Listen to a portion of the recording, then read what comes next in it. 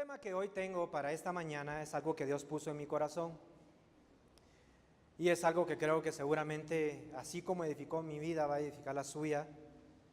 Fue en un momento en el cual Dios me confrontó y también Él pues trajo consuelo a mi corazón.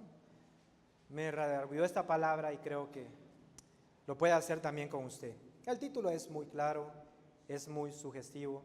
No es necesario que yo vaya a entrar en cuestiones de forma a tratar de explicar qué significa más allá de nuestras fuerzas. Pero es que hoy en día es tan común que el hombre o la mujer ponen al límite sus capacidades físicas sobre todo. Tratan de medir hasta cuánto el cuerpo puede resistir, ¿sí? Y por eso es que se someten a diferentes actividades que llevan al límite sus capacidades. ¿Cómo cuáles actividades podría yo decirles? Bueno, algunas de esas las vamos a ver hoy. ¿Y cuál es la motivación que estas personas tienen?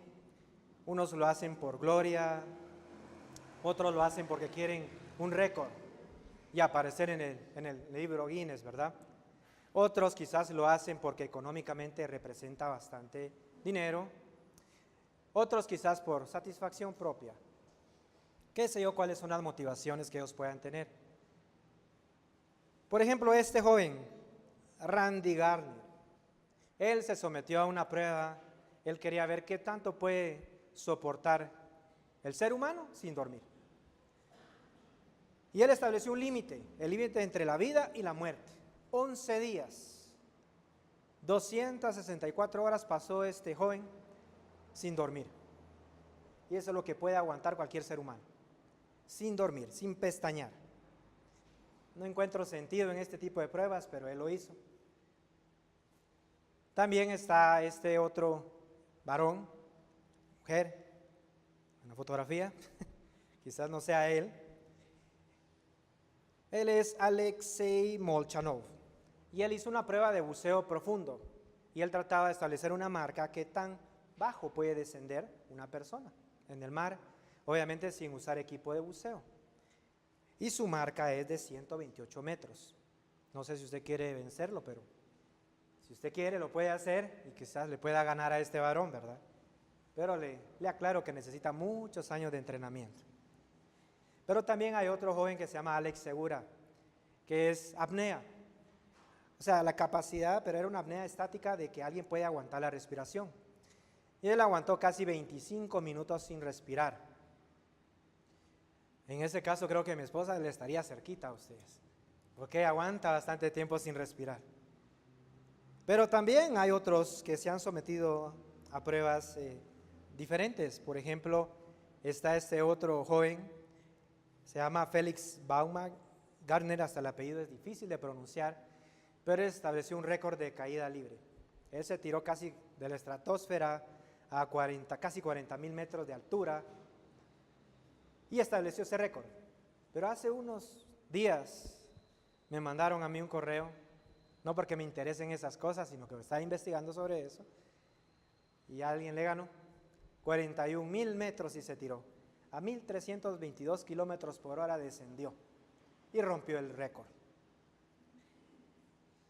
Hay otros que se someten a otro tipo de pruebas, por ejemplo, el peso, ¿quién pesa más? Yo estaba en esa, ustedes, pero ya me bajaron de la moto porque me dijeron el pastor tiene que estar delgadito para el aniversario, solo tengo 15 días. Entonces tuve que tirar la toalla. No me gusta tirar la toalla porque ya iba bien, pero me tuve que detener. Pero pensando en estas cosas, y creo que usted también comparte esa idea conmigo, pues es cuestión de locura. Realmente someterse a este tipo de actividades no vale la pena. Y usted dirá, es que no tengo nada que probarle a nadie, ¿sí? Y así es. Pero dejando de lado estos actos que son riesgosos, son peligrosos, ¿qué dice la palabra al respecto también? Eso sí me interesa que hoy nosotros podamos conocer. Porque también Dios en su palabra nos pide que vayamos más allá de nuestros límites. Más allá de nuestras capacidades. Y esta es la enseñanza que tengo para el día de hoy. Lo que Dios espera de nosotros, ¿sí? Lo que humanamente nosotros ya no podemos hacer porque consideramos que eso excede nuestras fuerzas. De eso vamos a hablar el día de hoy precisamente. De extendernos más allá de esa capacidad o de ese límite que nosotros mismos hemos puesto para muchas cosas. Pero Dios desea que extendamos esos límites, que vayamos más allá y ocupemos más de nuestras fuerzas. Y este es un llamado para todos. Aquí no importa la edad, no importa el sexo, ¿sí? No importa la condición económica. Este es para todos, sin excepción. Así es que pégale un codazo a su vecino si ya se está durmiendo ahí, que ponga atención y dígale: esta palabra es para ti. Hágalo, no tenga pena, le doy permiso. Esta palabra es para ti. Y es que hace poco yo estaba atribulado, estaba preocupado y estaba pensando, quizás soy el único y a usted no le ha pasado, pero yo decía dentro de mí mismo: ¿valdrá la pena tanto esfuerzo? ¿Valdrá la pena tanto sacrificio? ¿Valdrá la pena tanto tiempo, tanto dinero, tanto riesgo? ¿Qué sé yo? Más cosas quizás usted podría agregar, porque creo que en algún momento también se ha hecho las mismas preguntas. En fin, yo estaba ofuscado. Yo estaba realmente preocupado. Y pensé en algún momento: bueno, yo hasta aquí dejo las cosas. Tal vez lo mejor es que me detenga y ya no siga más. Estaba bien antes y no necesito hacer esto. Nadie me está obligando. Yo voluntariamente me decidí meterme a eso. Pero entonces Dios en su palabra me habló y me mostró esto, ¿verdad? Y créame, cuando yo pues lo leí, medité en eso, entendí. Dios quiere que yo vaya más allá de mis fuerzas. Y fue más que suficiente. Y tengo que seguir adelante. Pues precisamente eso es lo que hoy quisiera que quede en su corazón. No se trata de lo que Dios puede hacer por nosotros, porque todos aquí sabemos que la capacidad de Dios, que el poder de Dios no tiene límites. Él es todopoderoso. ¿Lo sabe usted? Amén. Muy bien. Se trata de lo que usted puede hacer por Él.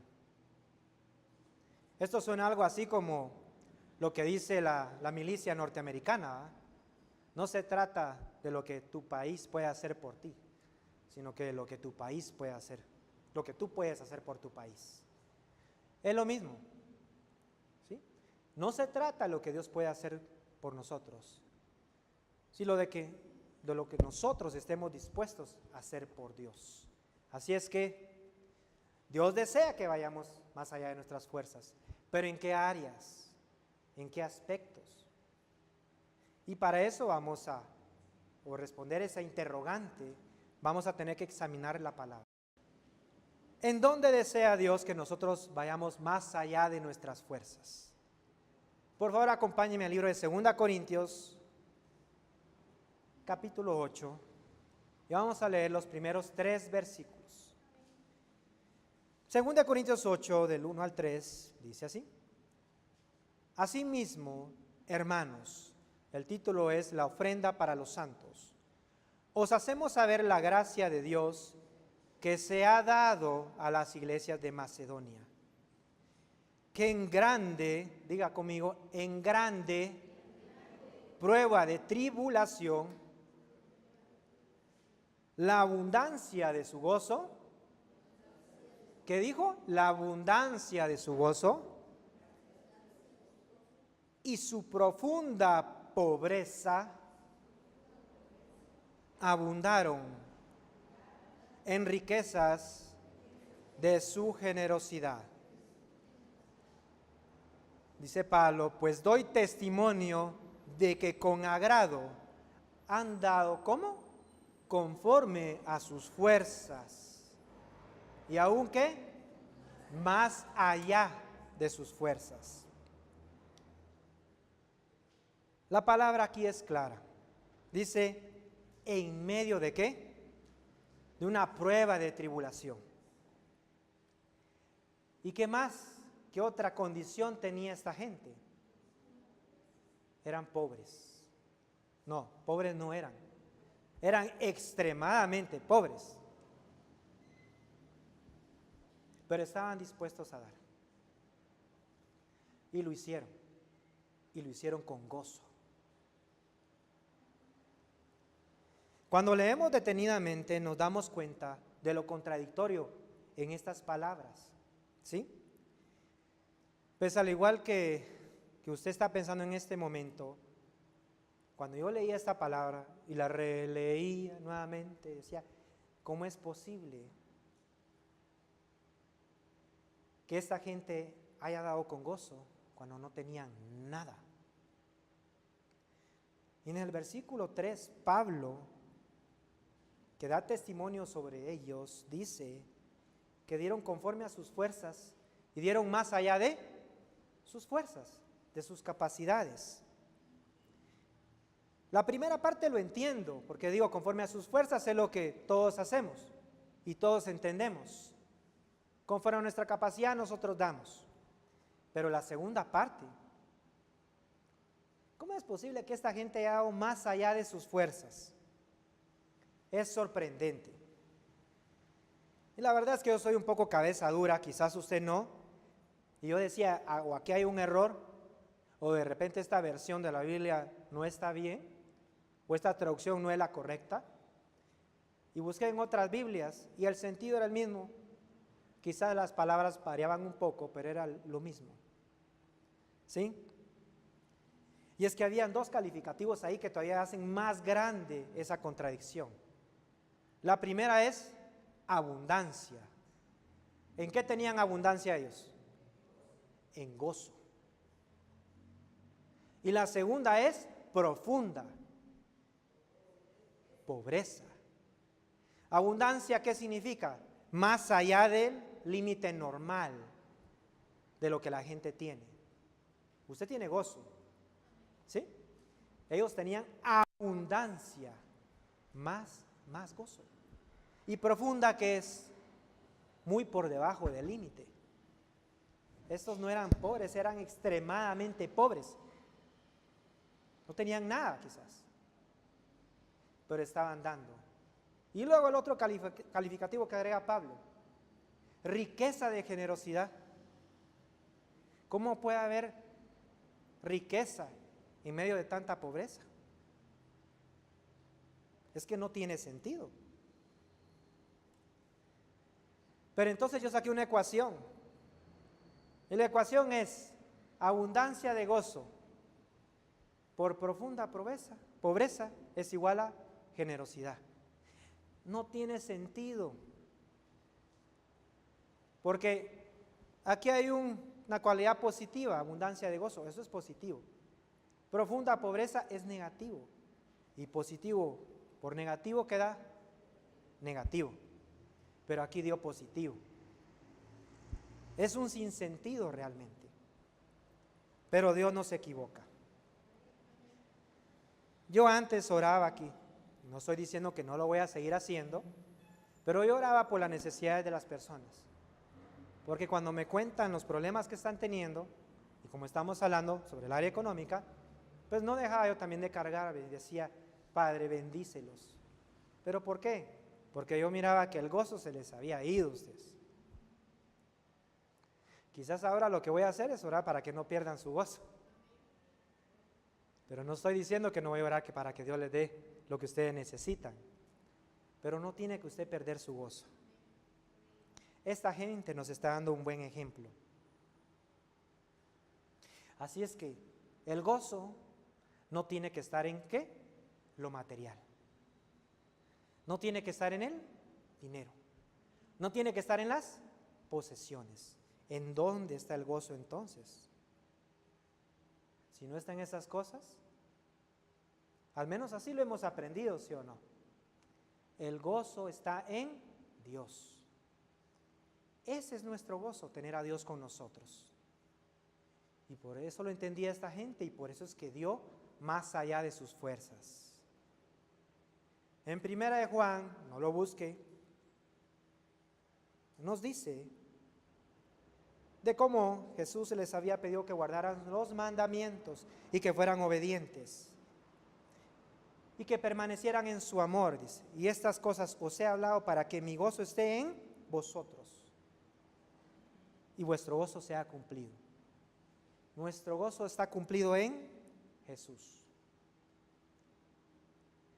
Pero una mente que coloca su gozo en las cosas materiales, o un creyente que pone su mente en las cosas materiales, es diferente.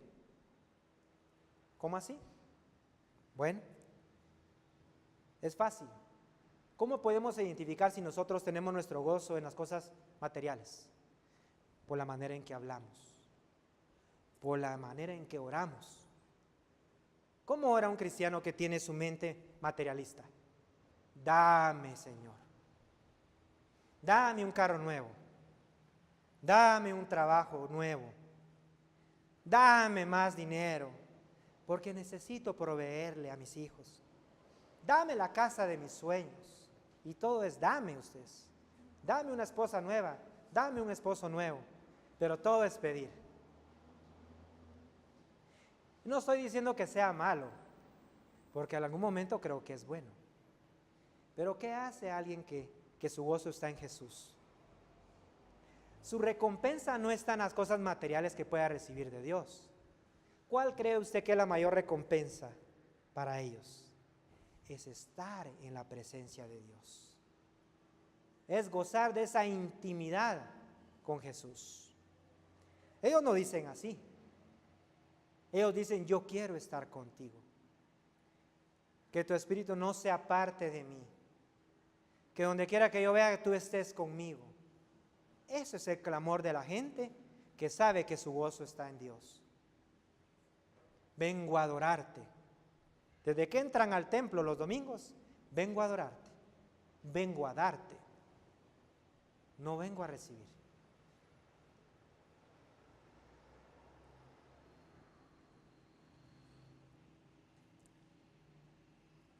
Nosotros pedimos cosas de acuerdo a nuestras necesidades, pero aquí no se trata de nuestras necesidades, se trata de lo que nosotros podemos darle a Dios por lo que Él es. Así que una persona que tiene su gozo en el Señor, no le importan las horas que pasa orando. Yo conozco personas así, 1, 2, 3 horas y no sienten el tiempo. No le importan los días que han pasado ayunando tampoco. No le importan incluso el tiempo que ocupan en meditar en la palabra. Y la leen, y la leen, y la leen, y continuamente están leyendo la palabra. No les importa estar escuchando alabanzas y adoración todo el tiempo en sus casas, en sus carros. Porque lo que quieren es estar siempre en la presencia de Dios. Pero cuando nosotros tenemos una mente que solo se ocupa en las cosas que Dios nos puede dar, todo eso nos parece gravoso. Todo eso es cansado. Eso no llama la atención. Exigimos muchas cosas. Queremos unción, queremos lo otro, queremos que Dios... Está bien, eso es bueno. Pero ¿sabe dónde se encuentra la unción? Metiéndose en la presencia de Dios. Es ahí donde usted va a recibir esa unción. Por eso es que este tema tiene que traer cierta reflexión a nuestras vidas también. ¿En qué está ocupada nuestra mente? ¿Realmente nuestro gozo está en Dios? ¿Está en Jesús? Pero alguien todavía podría decir, discúlpeme pastor, pero mire, lo que usted está diciendo es una disparatada. A saber ni qué comió, pero esto no tiene sentido. Porque cuando uno tiene gozo, es cuando a uno le va bien. Cuando a uno le va bien, uno tiene gozo. Pero cuando a uno le va mal económicamente, es imposible que uno tenga gozo, pastor. No se puede.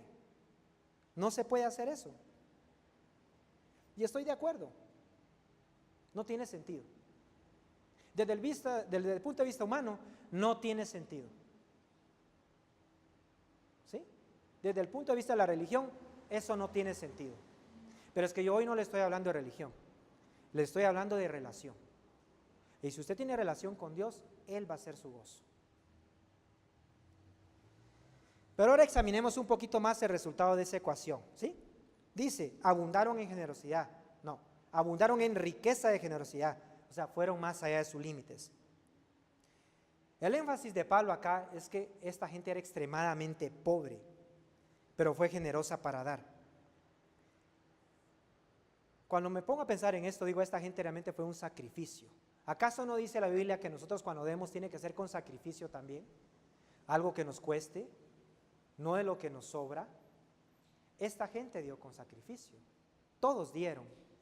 Dios espera que nosotros también demos con sacrificio. Yo espero que aquí en el remanente todos demos, no que nos sobra, sino que demos con sacrificio, ¿sí? Y no se preocupe porque usted pueda pensar en este momento, el pastor ya quiere sacarnos la lana o trasquilar a las ovejas. Yo no vivo de los diezmos ni las ofrendas que se depositan acá. Yo renuncié a ese derecho voluntariamente y no lo hago. Pero sí le animo a que lo haga como Dios pide en su palabra. De más allá de sus fuerzas, pero dé de lo suyo. Porque también hay gente hoy en día que no da de lo suyo. Hasta se lucen con sombrero ajeno. Es que yo di tal cosa. No fue ni su trabajo ni su dinero, fue el de otros. Si usted va a dar con sacrificio, dé con su dinero, con su trabajo, no con el trabajo de otros. Pero lo bueno es que aquí no hay de estas personas. Todos trabajamos y todos damos de lo que a nosotros nos ha costado. Recuerde que Jesús incluso puso un ejemplo, ¿sí?, sobre aquella viuda pobre. Cuando él estaba viendo cómo ponían sus ofrendas, esta viuda dio dos monedas. Y los ricos quizás dieron más. Pero él mismo dijo en su palabra que ella había dado más porque dio todo lo que tenía. Y los otros dieron todo lo que les sobraba.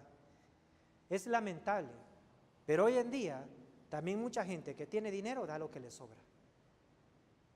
Y la gente que tiene menos recursos da con sacrificio. Yo prefiero de esa gente que da con sacrificios y no de los que tienen mucho y no da con sacrificio. Y yo no quiero ofender a nadie, pero me voy a poner como ejemplo, como un mal ejemplo. Ya he cambiado, ya fui renovado.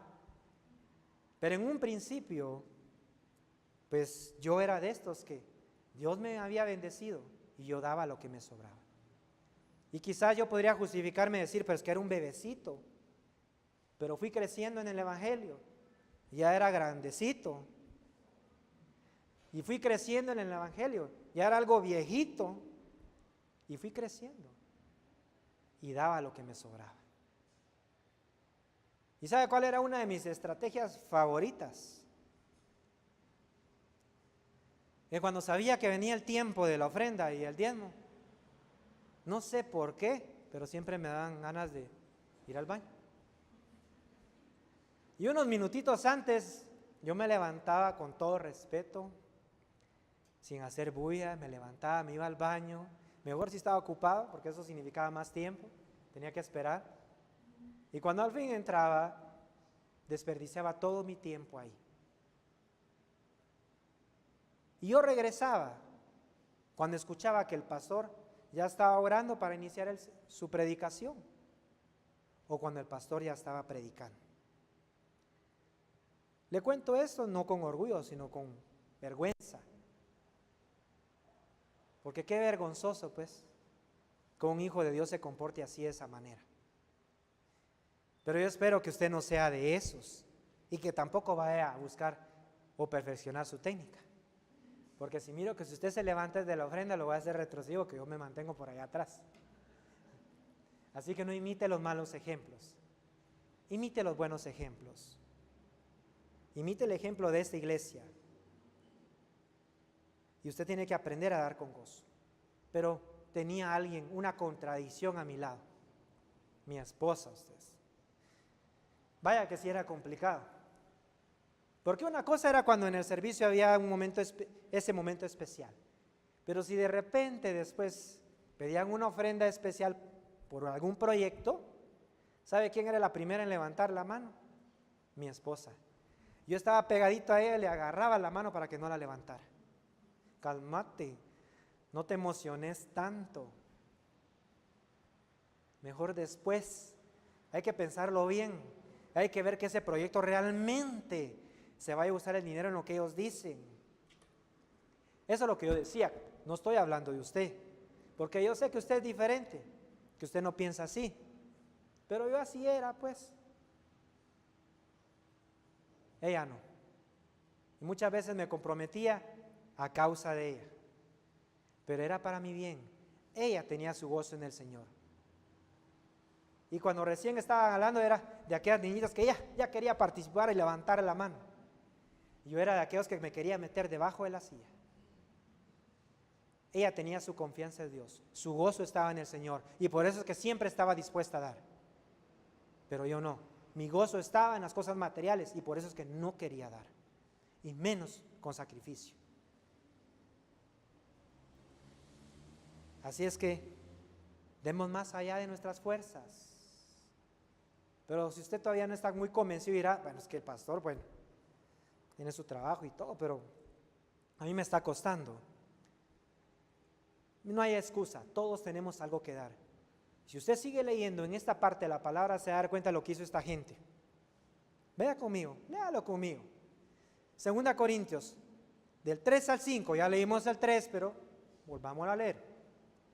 Dice así, Pablo diciendo nuevamente, pues doy testimonio de que con agrado han dado conforme a ¿qué? A sus fuerzas, y aún a más allá de sus fuerzas, pidiéndonos con muchos ruegos que les concediésemos el privilegio de participar en este servicio para los santos. Y no como lo esperábamos, sino que así mismos se dieron primeramente al Señor y luego a nosotros por la voluntad de Dios. Wow. Esta gente estaba tan agradecida con Dios. Y no entiendo, porque digo, es que esta gente no estaba para dar, esta gente estaba para recibir. Esta gente estaba ahí para que le ayudaran, no para que diera ayuda.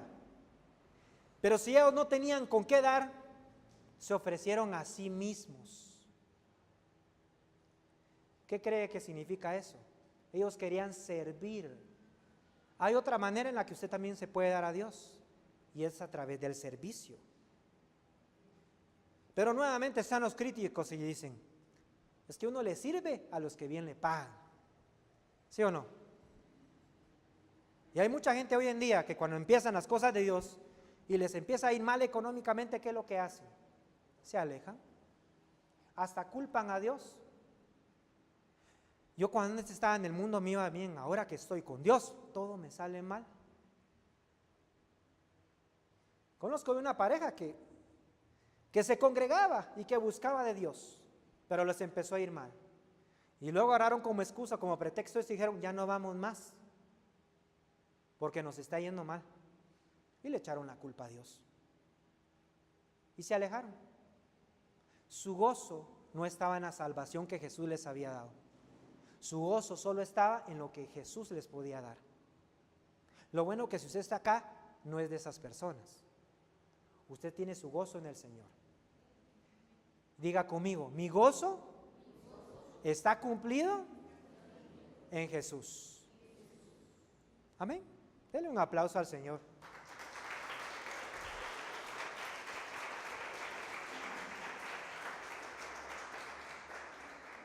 Pero no solamente en el dar quiere Dios que nosotros vayamos más allá de nuestras fuerzas,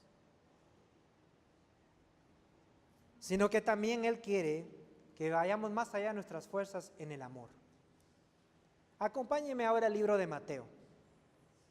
Mateo capítulo 5, vamos a leer del versículo 38 al 40. Algunos quizás ahorita estarán diciendo, ay, qué bueno porque pasó la tormenta.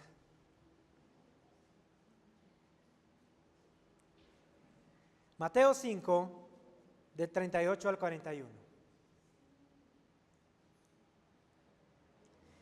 El título es ahí, el amor hacia los enemigos. Lea conmigo, por favor. Oísteis que fue dicho, ojo por ojo y diente por diente. Pero yo os digo, no resistáis al que es malo. Antes, a cualquiera que te hiera en la mejilla derecha, vuélvele también la otra. Y al que quiera ponerte en pleito o a pleito y quitarte la túnica, déjale también la capa. Lea conmigo, por favor.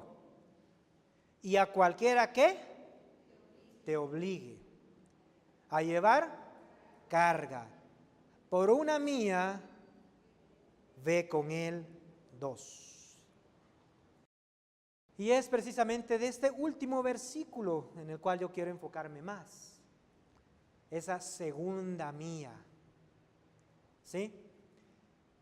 En el tiempo, en ese contexto, el Imperio Romano tenía el control de toda la región de Palestina. Y obviamente los judíos consideraban a los romanos unos opresores. Los odiaban, los detestaban, porque los oprimían. Pero no solamente a los judíos, sino que a todos los pueblos conquistados por los romanos. Y el odio que sentían los judíos por los romanos era normal. Incluso era parte de su ética. Ellos creían que era bueno odiar a los romanos. Pero Jesús aquí les da una orden y les dice que aquellos que les obligaran a llevar una mía, la llevaran 2 mías. Y usted dirá, ¿y esto qué tiene que ver? Bueno, precisamente por eso es que hay que conocer un poquito sobre la historia. Y es que en ese tiempo había una ley romana que establecía que todo soldado romano tenía derecho a solicitarle a cualquiera que fuera de esos territorios ocupados que le llevara su carga durante una mía. No sé cuánto tenía esa carga, podían ser 10, 20, 30, 40 libras durante una mía, 1.6 kilómetros, o como bien decían los romanos, 1000 pasos. Ojalá que no haya sido para subir el volcán Santa María 1000 pasos, ¿verdad? Pero eran 1000 pasos, una mía. ¿Y dónde vemos una prueba de esa ley? En el proceso de la crucifixión de Jesús. No sé si usted recordará que le pidieron, dice la Biblia claramente, que obligaron a un joven que estaba ahí, que era Simón de Cirene, a que llevara la cruz. Pues era por esta ley, ¿sí? Pero regresando a esta enseñanza, Jesús le estaba diciendo a sus discípulos que debían cambiar su comportamiento con respecto a sus enemigos, a los romanos, que si ellos los obligaban a caminar una mía, por amor, que caminaran otra mía más. Ya no 1000 pasos, sino que 2000 pasos. Y al igual que a ellos, el día de hoy Jesús nos está enseñando lo mismo. Él quiere que nosotros estemos dispuestos a ir más allá de nuestras fuerzas, en el amor. La primera mía, uno la camina obligado. Pero la segunda mía es Jesús, que nos está pidiendo que por amor la caminemos. ¿Sí? A veces, analizando estos versículos que habla del amor a los enemigos, pues uno entiende que es complicado. Porque es más fácil amar a quienes nos aman a nosotros o a nuestra familia, a nuestros seres queridos, que a la gente que nos ha tratado mal o que nos ha ofendido. Es complicado. Es más, hace unos días escuché de alguien que dijo, es que todo tiene un límite y un respeto. No sé si así lo dijo él o así lo pusieron los periodistas, pero porque él se sentía ofendido. Y a veces nosotros somos así también como cristianos. Todo tiene un límite usted. Y si usted pasa ese límite, aténgase a las consecuencias. Me va a conocer. ¿Sí? Me va a salir los antiesteban. Todo tiene un límite. Pero no. Dios desea que nosotros amemos a nuestros enemigos y para amarlos tenemos que caminar esa mía extra. La primera mía, como nos han obligado, nosotros llevamos en esa carga no solamente ese peso, sino que también llevamos el peso del odio, del resentimiento, ¿sí? Acumulado, porque nos sentimos obligados. Pero al terminar esa mía, nosotros tenemos que dejar esa carga y vamos a llevar una nueva, la carga del amor, la carga que Jesús nos está pidiendo. Tenemos que dejar atrás ese resentimiento, ese dolor y caminar por amor. Y caminar por amor es perdonar. Caminar por amor es ser tolerante. Caminar por amor es tener paciencia. Eso es caminar la segunda mía. Creo que usted me está entendiendo. Amén. Entonces, la pregunta es, ¿cuál es nuestro enemigo? Dice ahí claramente en ese versículo que nuestro enemigo es aquel que nos obliga, cualquiera dice, que te obligue a caminar una mía, cualquiera que te obligue.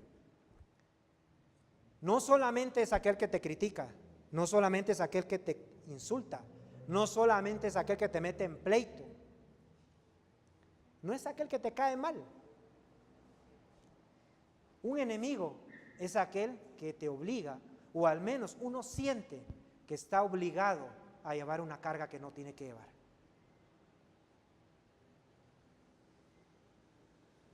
Pero hoy Jesús te pide que camines esa mía extra por amor. ¿Cómo así? ¿De qué nos está hablando?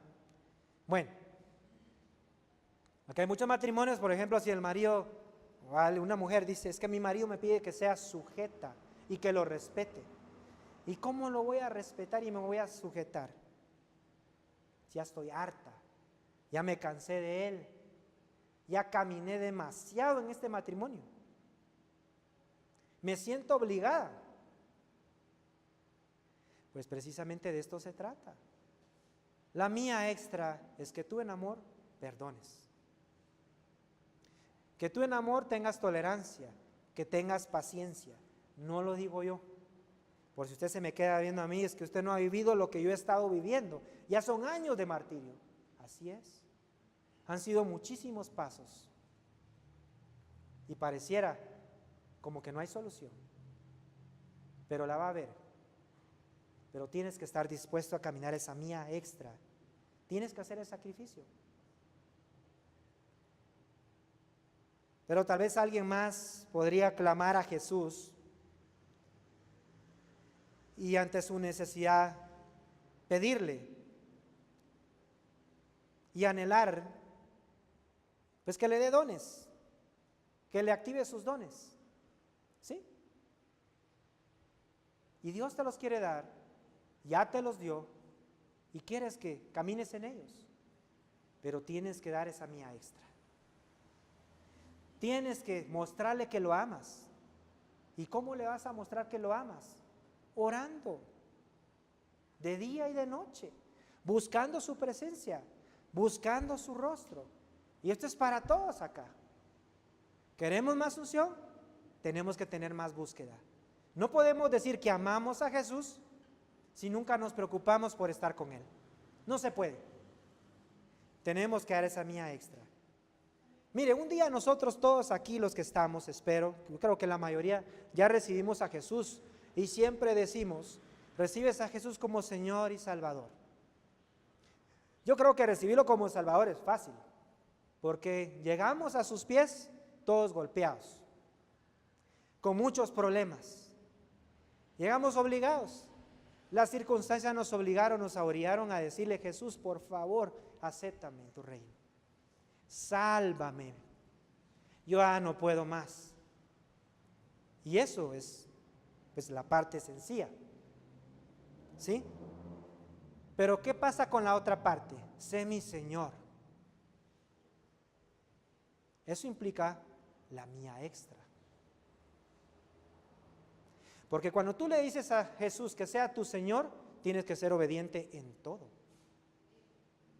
¿Sí? En todas las cosas. Ser obediente a la palabra. Eso es decir, Jesús, sé mi Señor.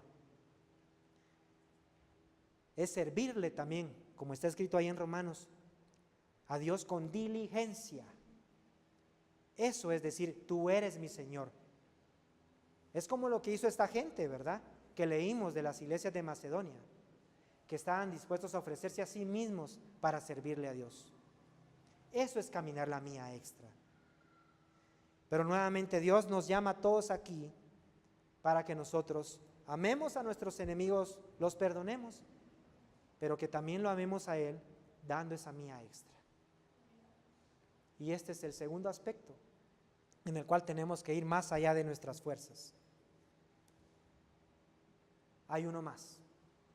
Y posiblemente hay más. Pero el siguiente aspecto en que Dios desea que vamos allá más de nuestras fuerzas es para confiar solamente en Él. Dígalo conmigo. Más allá de nuestras fuerzas, para confiar solamente en Dios. 1 Corintios, por favor acompáñeme.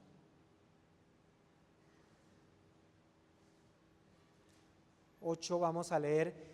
¿Por qué, hermanos? 2:8, no queremos que ignoréis acerca de nuestra tribulación, que nos sobrevino en Asia, pues fuimos abrumados sobremanera, más allá de nuestras fuerzas, de tal modo que aún perdimos la esperanza de conservar la vida. Pero tuvimos en nosotros mismos sentencia de muerte, para que no confiásemos en nosotros mismos, sino en Dios, que resucita de los muertos, o resucita a los muertos, perdón. Pablo aquí nos está narrando una situación angustiante que vivieron ellos, que vivió él y su acompañante, o sus acompañantes. En la Biblia de las Américas, en esa versión dice, tanto así que superó nuestra capacidad de aguantar. Dios desea que podamos superar nuestra capacidad, ir más allá de nuestra capacidad de aguantar, pero tiene un propósito. ¿Y cuál es ese propósito? Lo leímos aquí precisamente. En el versículo 9 dice claramente, para que no confiásemos ¿en quién? En nosotros mismos. Cuando tú eres llevado más allá de tus límites, aprendes a confiar solamente en Dios. ¿Sí? Es necesario. No me alegro. No estoy diciendo con esto que yo deseo que todos seamos exprimidos hasta donde ya no aguantemos más. Pero creo que es bueno en algunos casos. Ahí sí que, como dice o mencionamos a veces, ¿verdad? A veces es mejor atender al llamado por las buenas y no por las malas. Pero muchas personas solo entienden por las malas. Cuando ya están todos jocoteados, como decimos acá, entonces aprenden a confiar en Dios.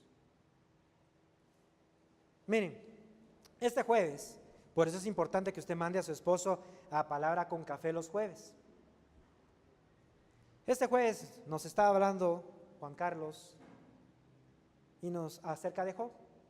Estamos hablando sobre diferentes personajes de la Biblia y cómo Job mantuvo su integridad. Y cuando leímos en el primer capítulo, me di cuenta que las calamidades que vinieron sobre Job, usted conoce esa historia y no la vamos a ver acá, pero la voy a parafrasear. En un mismo día, Job lo perdió todo. Perdió, dice, sus bueyes, sus ovejas, sus siervos, y perdió hasta sus hijos. A todos sus hijos. Fue una calamidad. Pero luego yo me puse a leer el resto del capítulo y en el último versículo de ese capítulo menciona que Job lloró, se rasgó las vestiduras, se postró a tierra, dice, pero dice, y adoró.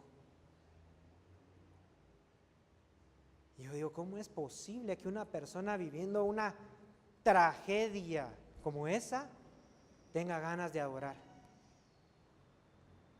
Job fue más allá de sus fuerzas. Él siguió confiando en Dios. Él ya confiaba en Dios, pero siguió confiando en Dios. A veces nosotros tenemos que ir hasta ese límite para que dejemos de confiar en nosotros mismos. Ya no puedo. No sé qué más hacer, ya no tengo otra idea más, todo me resulta mal. A ese punto te quiere llevar Dios. No solamente en el área económica, quizás a alguien le va a dar su aguijón o va a tener un aguijón como una enfermedad, un cáncer, algo terminal, algo que le va a quitar su paz, que le va a quitar el sueño. Pero ¿sabe qué es lo bueno? Que lo va a hacer a usted rasgar sus vestiduras, poner su rostro en el suelo y buscar de Dios. Eso me pasó a mí en una ocasión, cuando sentía que el día ya no tenía luz, en el día que sentía morir, como dicen ellos también, en el día que pensé que ya todo estaba acabado, ahí volteé mi rostro a Dios y saqué mis certificados y dije, ya no vuelvo a confiar más en lo que yo pueda hacer, ya no vuelvo a confiar más en lo que yo tenga en el banco, voy a confiar solamente en Dios. Y por eso es que le estoy sirviendo hoy acá. Esto para mí es una cuestión de locura, diría yo antes, ¿ves? Pero lo hago porque confío en Dios. No confío en mi capacidad, no confío en mi elocuencia, porque no tengo ninguna. Confío en Dios. Y eso es lo que Dios pretende con nosotros el día de hoy, que aprendamos a que vayamos más allá de nuestras fuerzas. Aún así signifique que estemos metidos en grande, ¿qué? Tribulación. También la semana pasada nos enseñaba el pastor Rollis acerca de la fe. Y nos decía que sin fe es ¿qué? Es imposible agradar a Dios. O sea, no se puede. Pero podemos tener fe en cualquier cosa también. Porque muchas veces hemos limitado el concepto de fe a una simple opinión. ¿Usted tiene fe? Sí, yo tengo fe. Y es fácil dar esa respuesta, ¿sí o no? Creo que todos lo hemos dado. Pero más que dar una respuesta, la fe es cuestión de probarla. Hay que ponerla a prueba. Y la única manera en que usted puede decir que usted tiene fe en Dios es cuando esté en medio de una gran tribulación y decida confiar solamente en Él. Entonces usted va a salir ahí justificado. Entonces usted ahí va a salir aprobado. Porque verdaderamente usted fue de esos valientes que decidió poner su mirada en Dios.